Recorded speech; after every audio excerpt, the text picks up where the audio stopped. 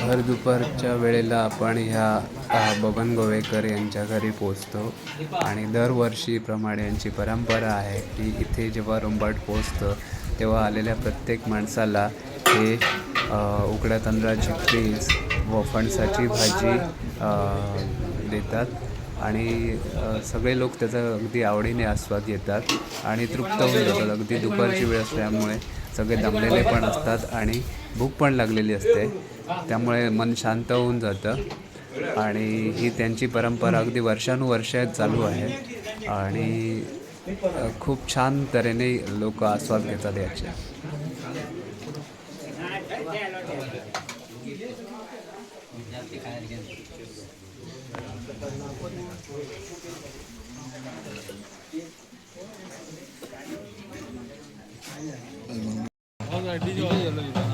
जा चावी या गाडी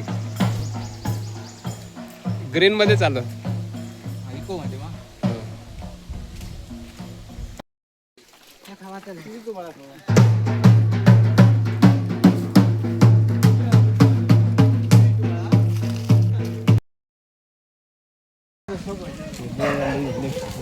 आता वाटली बा ध्रुव डाग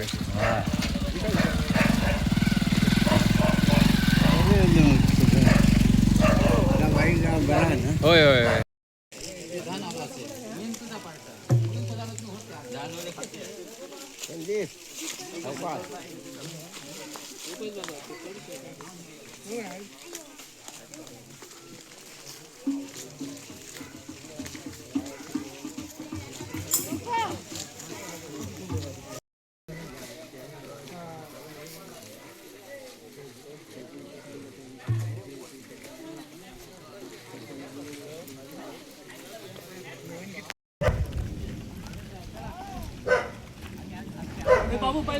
या संपूर्ण प्रवासात कित्येक वेळा खाली पायऱ्यांनी उतरावं लागतं, कधी कधी वरती चढून जावं लागतं.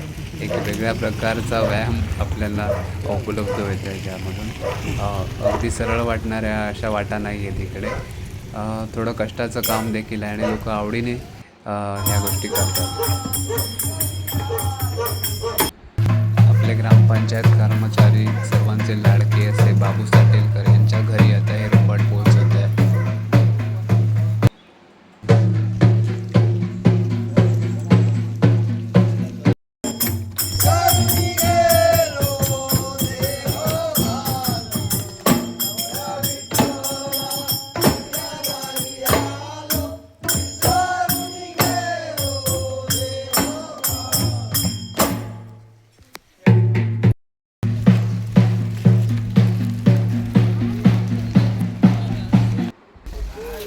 सर्वांचे लाडके मित्र गोविंद साटेलकर यांच्या घरी आता आपण पोहोचलो आहोत.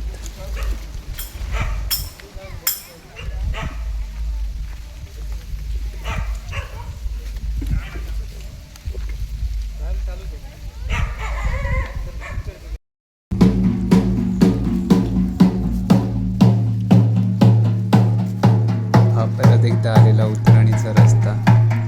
आता राळकर यांच्या घरी जाताना सगळेजण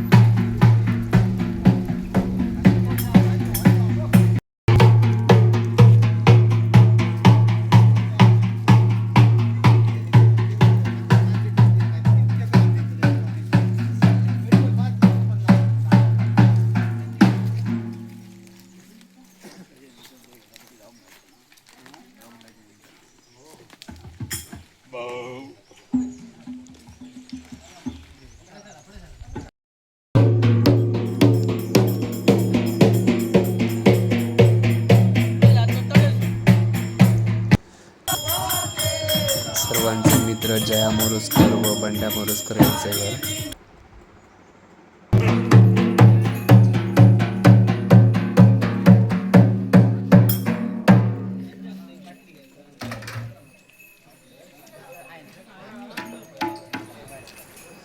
सामाजिक कार्यकर्ते श्री राजू साटेलकर यांचे हे घर.